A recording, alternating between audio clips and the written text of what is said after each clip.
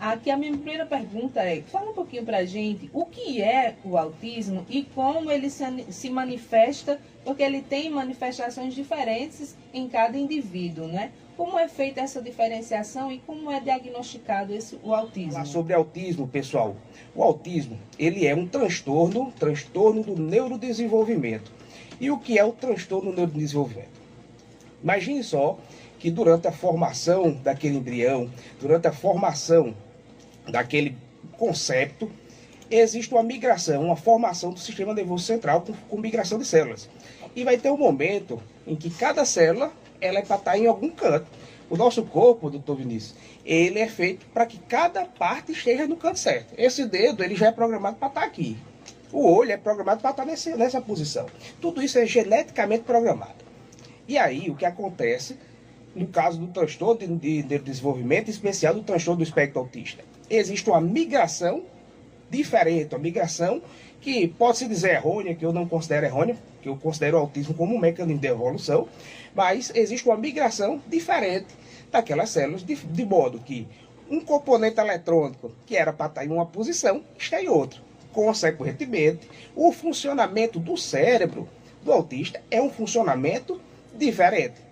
É um funcionamento melhor? É um funcionamento pior? A gente não pode dizer isso. A gente pode dizer que é diferente. O melhor ou pior vai depender do que aquilo ali causa de prejuízo ou de benefício na vida da pessoa. Se causou prejuízos e limitações, pode ter sido pior.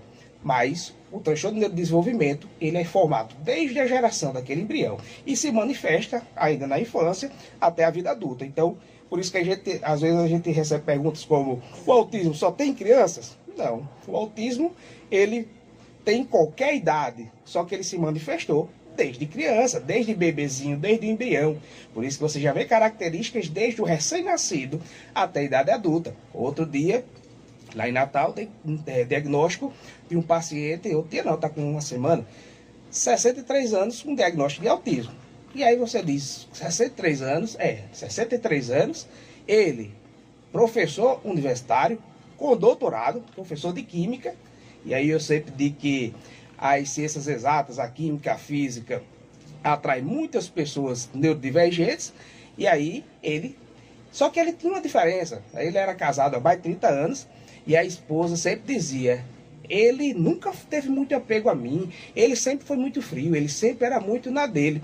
Olha só, quando ele entrou no nosso consultório, a gente percebeu já aquelas características, ele com muito balanço de tronco, muitas estereotipias, e aí a gente achou realmente, seguiu a avaliação e conseguiu fazer esse diagnóstico do autismo, 63 anos.